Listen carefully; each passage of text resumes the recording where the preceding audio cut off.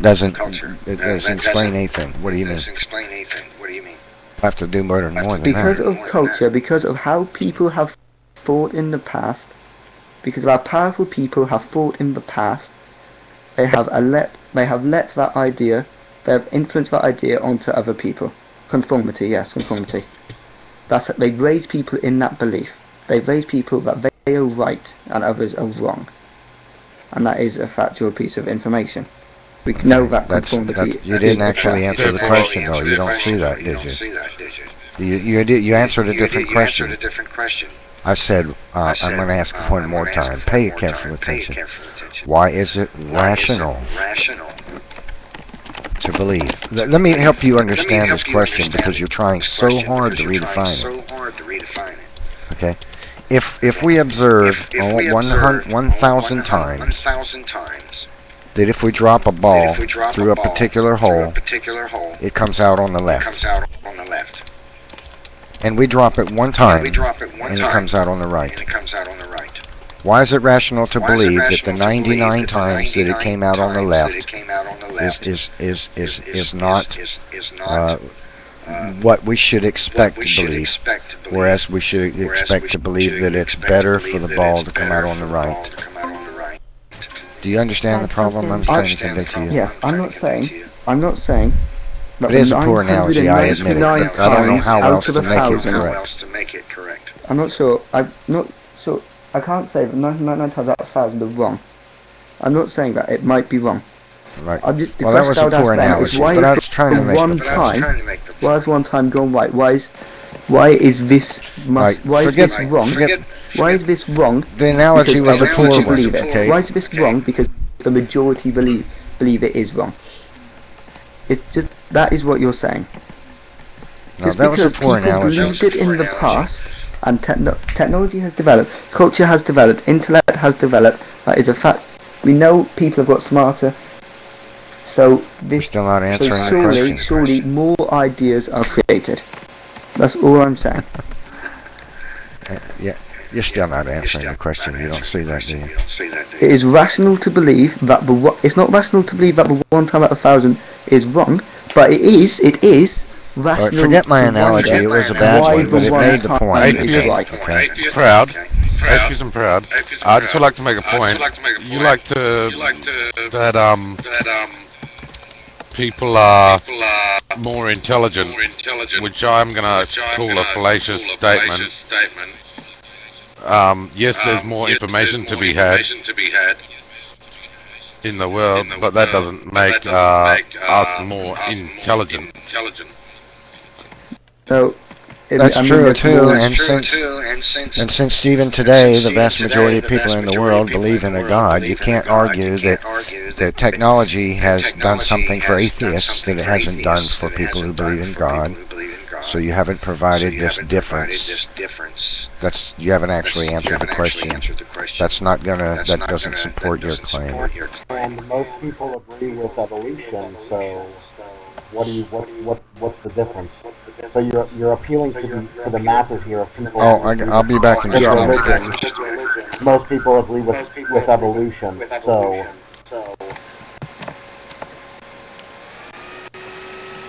All I'm saying is that simply, we shouldn't always wonder why. We should not always go with the masses because that's what the masses believe.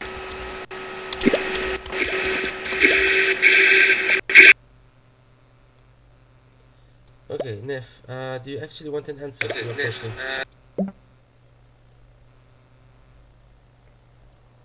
No, he left. I guess he doesn't want an answer. Well, he did say he had to go somewhere. Yeah, I heard it. But here's another similar question. Okay, I'm back. Okay, let me answer it. Still didn't answer the question. Okay, then let me answer it. First of all, let's start with a similar question. Well, I asked him. He's not going to try to answer it. If he doesn't want to, I can just say I can't or I won't. He seems to be too proud to say. Okay, no. If you want me to answer it, it's just, why do you think that all the people in the world are right? You're not answering it.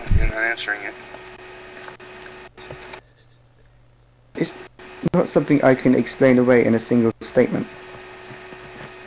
The closest I can get to it is saying that look, just because all the people, I'm not saying all the people are definitely wrong. I'm trying to answer the question with a question by questioning me, asking me a question. You're trying to turn the question around on me and say, just because you believe, why is it rational to believe that you're right? No, that's not the question. The question I pose to you is not a question to me. It's a question to you.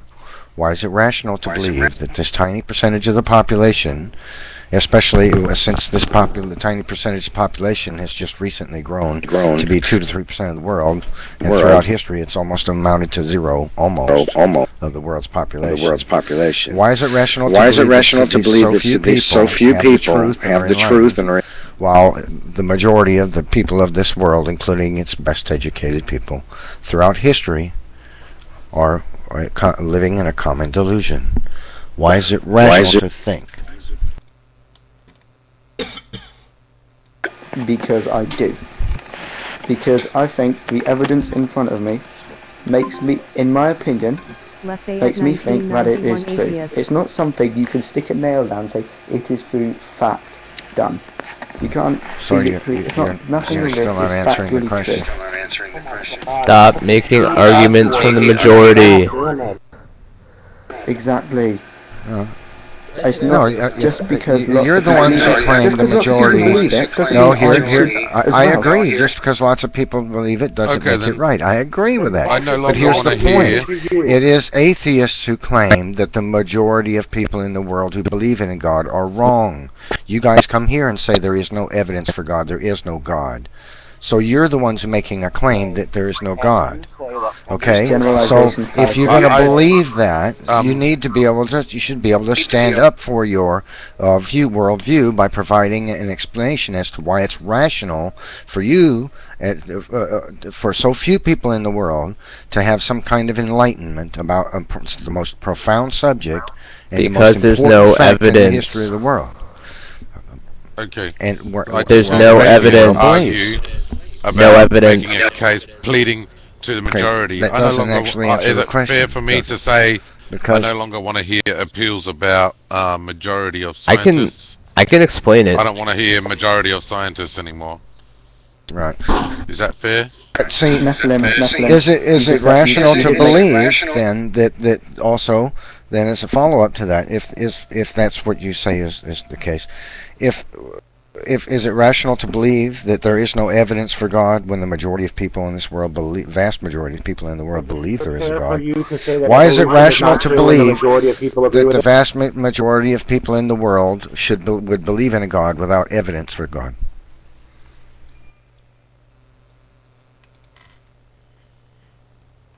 There's one difference between evolution and believing in God, though. People who believe in God experience God. You don't experience evolution.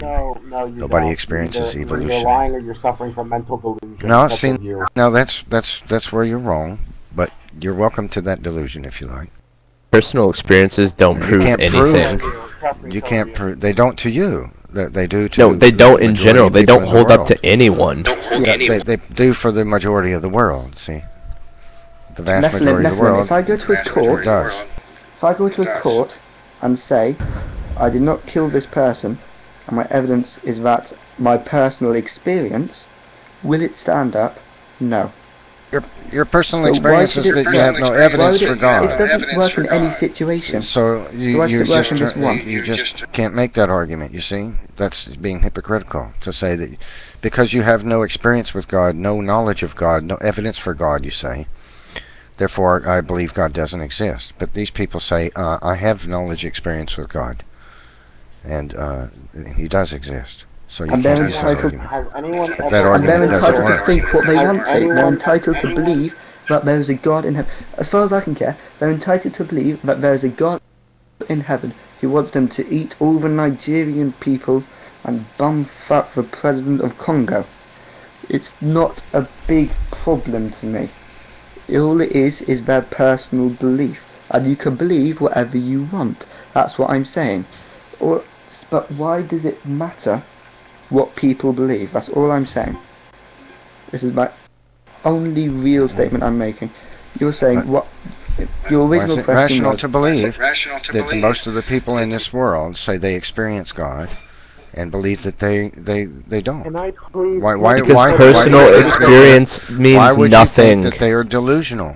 Why do you think it's... No, let me finish answering this question. Let me finish asking a question. Why would you believe that? Why is it rational for you to believe that the vast majority of people in this world who say they experience God don't experience God? I'm going to pass over to Lefayette, since he's shouting at me so much. But I'd just like to warn you, the last 2 times you have spoken, you have repeated what I've said before. But go ahead. Well, I was not finished asking a question. Why? Can you explain to me why it's rational to believe that the vast majority of people in this world say they experience God, that they would actually be some kind of experiencing a delusion? Why is it rational to believe that all these millions of educated, informed people of this world or have some kind of a crazy common delusion? Can I answer now? Are you done ranting?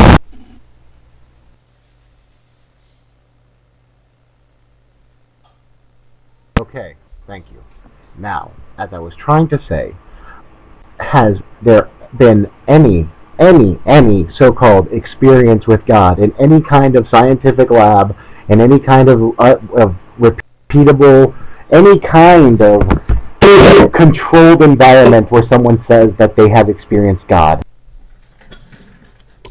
Thanks, Lord. You brought us back to stage. Do we have to bring up the surgeons? I'd like to answer that. It's no different from the Tower of Babel, where they built this great big Tower of Babel and put a throne on top of it and said, "Now, God, you come to here and sit down here.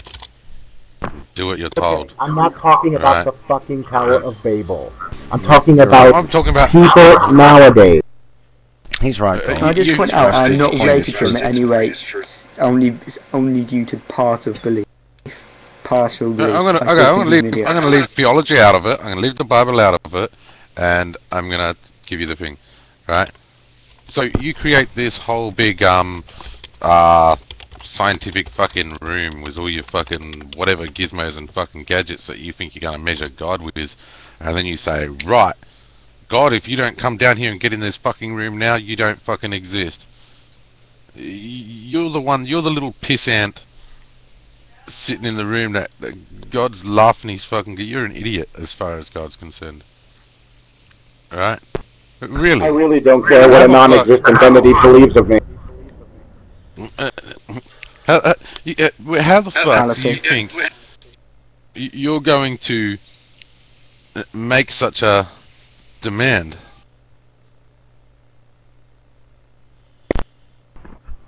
What I am asking is if there is any record of someone being, let's say, either demonically possessed or quote-unquote experiencing God, which has been verified as magic by any scientific community.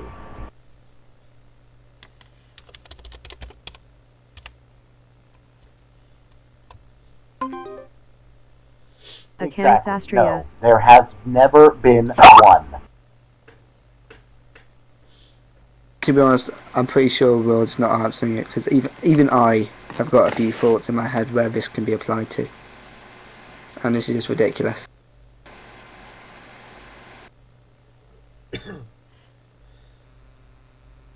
Okay, before we get too far off topic, I was hoping to answer Neph's question. The question is Neph still around to listen for it?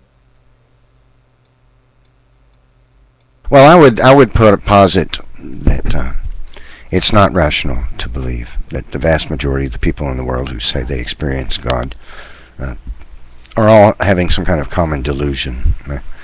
I think that's irrational myself. Neph, can I answer that? Did you hear anything that I said? Did you hear anything that I just said? No, actually, I had to step away, see about my cat for a moment. Oh, well. Okay. My question was, has there ever been any kind of scientifically recorded experience with God, where science said, yes, this was a experience of a supernatural kind. Yes. Please tell me. Sort of. Not exactly perhaps what you're asking for. But there are documented cases, quite a few, wherein surgeons have reported that there are flatliner surgical patients on the table who had no sensory input whatsoever because their brain is flatline, experienced observing things in the operating room or hearing things that they could not have if they were a flatliner. And okay, now, can I please give you what the logical or what the scientific answer for that, why that is? Your brain does not die as soon as your heart stops beating. It takes a little while for the lack of oxygen to start killing you. When your brain stops getting oxygen, you start hallucinating. But if somebody's a flatliner, man, they have no mental, no sensory input. If somebody is a flatliner, they have no brain activity. They have no sensory input. No, Neph, that's not right. Flatlining is only when your flatlining is just when your heart stops beating. No, listen, you're not understanding. You're not understanding. Surgical. I'm telling you about something you're apparently not aware of. I guess I need to help you understand. I'm talking about surgical patients. I know what flatlining is. Listen to me. I'm telling you about something you don't know about. You need to listen, and so you'll understand. I'm talking about surgical patients who have been brought to a point of flatline intentionally by surgeons to conduct brain surgery or heart replacement surgery, okay? These people are flatline. Wait, don't interrupt me now. These people are flatlined on purpose. They have no brain activity at all. If you have no brain activity and you think you're just a molecular machine, then you can't experience anything because you have no sensory input. Your brain is not taking in any sensation, any nerve impulses from the ears, from the eyes, the nose, the mouth, or any other sensations. You have no sensory input at all. Okay? Do you understand that? Can I please answer now? Okay. It is very obvious, and before you interrupt me, it is very obvious that you do not know what flatlining is. And I know what flatlining is because I have flatlined before. Flatlining is simply when the machine that you're hooked up with senses that that your heart is no longer beating. It has nothing to do with your other sensory organs. It has nothing to do with your brain. You're not understanding. Yes, I am. Flatlining has nothing to do with the brain. Do you understand what I'm saying to you? Are you stupid? I said these people have no brain activity, dude. Do you understand that? Is that hard for you to grasp? What do you not understand about having zero brain activity? Do you not? So you're no longer talking about flatlining. Is that correct? There's more than one kind of flatline. There's the heart flatline. There's a brain flatline as well. I'm just talking about those who've had their brains reduced to zero brain activity, none. And in such a state as that, you cannot sense the environment around you. You have no sensory input at all. You don't hear a thing. You don't feel a thing. You don't smell, taste, or touch nothing. There is no input from the senses to the brain. The brain is not functioning. Hold on, but brain dead is no recovery? Dead. Brain dead is no recovery? Is that an empirical stance you want to take, Turtle? Okay, well listen here. I just posted a link. You guys need to read about this if you just don't understand what I'm telling you about. Because this is an article, a website by a Dutch brain surgeon. Pim van Lommel is a surgeon, a brain surgeon. He has documented many cases where people have had zero brain activity, no cerebral cortex activity at all on the operating table, and yet these people were capable of discerning events and noises, people's statements, seeing people do things they could not have seen in the operating room and such, and reporting it to their surgeon afterward. This man has done research on it. and it demonstrates, it points to the fact that human beings are more than merely molecular machines. Okay, Neph, do you want me to... Can I just point out quickly that Nephilim is talking about an electroencephalogram, not an electrocardiogram, which is a heart chest line. Yes, I understand what I know what an encephalogram is. I'm just reminding everyone because I'm pretty sure someone's going to start talking about cardiac arrest and stuff, and that's going to get quite annoying. Okay, can I answer now the original question of how can atheists be so sure that they are right when the majority of the world are not atheists? Okay, I'll just take that as yes. Now, to start the answer, let's consider something else. Now, this may sound like a question, but I'm not really asking. I'm just trying to show something else here. We all know that eating healthy food and keeping a diet and exercise is good for you. And yet, a lot of Americans are fat. Now, how can that be? The reason is quite simple, because it's easy. And that same reason applies to theism and atheism. Why are there so many God believers? If intelligent design is true, why are the photocells in our eyes backwards? It's a lot easier to be a God believer than to be an atheist. Believing in God, There's one problem with your analogy, though, Eyal, is that these people, this vast majority of people in the world, don't just say they believe in God; they say they experience God. I'm sorry. Do you have proof of that? So if you make your analogy is, you're trying to make an analogy that they merely believe, but not experience God. See, that's a very great difference. See, I don't. Yeah. Okay, let me continue because I'm not making any such claims. What the idea is, I'm trying here to explain why people believe in God. Believe in God, experience God, however you want to call it. The reason is quite simple. Believing in God gives you something. It gives you a sense of relief, and a sense of relief is a very powerful emotion, and it is in a way addictive. And people are addicted to the belief in God, and they feed that. We can call it a delusion, and they feed that same delusion in order to get the sense of relief that the belief gives them. Delusion. Believing that someone else... how about I experiencing God is also a powerful experience. Believing that someone else takes... Leave your conjecture at the door. You just want to talk over me, okay, then never mind. I thought you wanted an answer. Experiencing God is also a powerful thing, like belief, like faith. Experiencing God is powerful is a thing too, you know. Yeah, it's all emotion, it's all chemistry, it's all in our brain. You see, you're welcome to believe that delusion if you like. That's the delusion. That's the real delusion. Neph. Fallacy. Neph. Look up something called simulacrum. It's very well documented about how we simulate things in our brain in order to comfort ourselves or whatever. Look it up. Simulacrum. I have a fairly good understanding of human psychology. I understand people do things like this. They also block out traumatic events. Yes, the proof for this... that doesn't demonstrate anything. That's just... It's your delusion that this is the explanation for people experiencing God, though, see. Okay, the evidence, that's what it is. For the claim that I'm making is that we have so many different kinds of religion. I mean, even in Christianity, you have many different kinds of Christianity. You have the ones that believe in old earth, you have the ones that believe in young, you have the ones that take the literal word of the Bible, you have the ones that don't.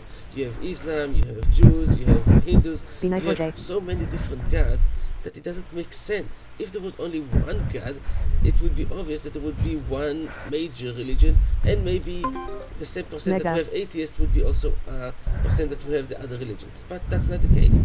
We have so many different beliefs, there is no way to know, just by numbers, which one is right. Atheists are the people that say, okay, we have no idea which one is right, let's just wait and see, and be skeptical to all of them.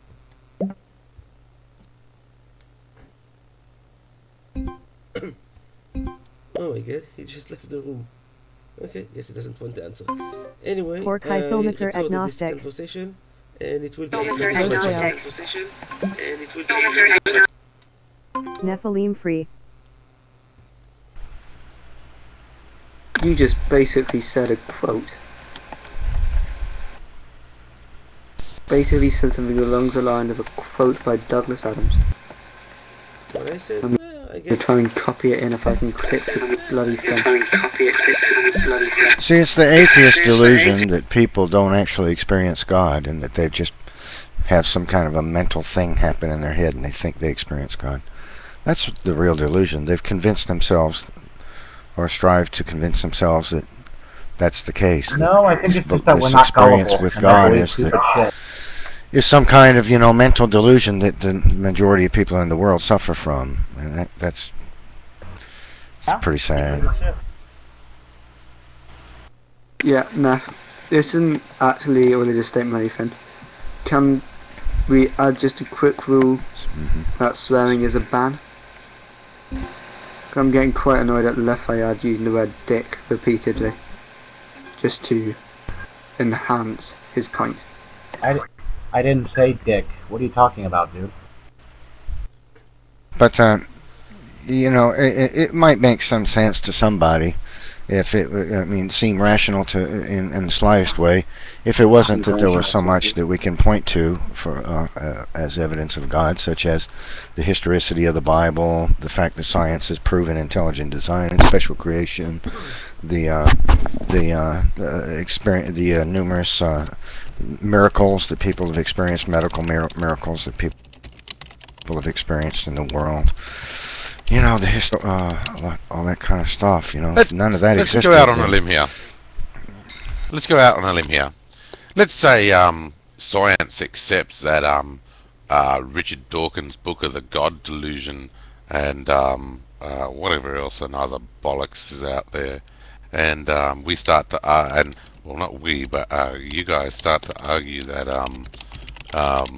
your case for the psychological deconversion of Christians and liberation from this delusion that you infer that we suffer from.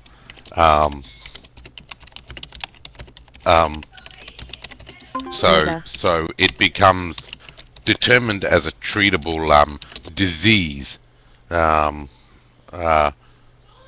we not now going onto grounds of religious persecution? No, not really. Are we not going on to the grounds of forcing the generalization that all atheists are fundamentalists? Or, well, not all, but everything are fundamentalists? If there is a person, for example, that likes to touch every pole on the street that he goes and he has to touch every single pole on the street. Yes, this is some kind of a mental disorder, but doing that keeps him sane, makes him not go crazy. Do we need to cure him? No. He found a coping mechanism for his problem, and he's fine with it. If someone believes in God and that helps him get along, then what's the problem with him keeping believing in God? Go right ahead. But don't accept other people to do the same, claiming that, hey, it works for me, it must also work for you. No. Touching every pole on the street does not work for me. Thank you very much. What's that quote? When one person believes in religion, when one person suffers from delusion, it's called insanity. When many people suffer from delusion, it's called a religion. Yeah, it's about the same thing as kill one person, you're a murderer, kill a million, and you're a, warlord. Conqueror.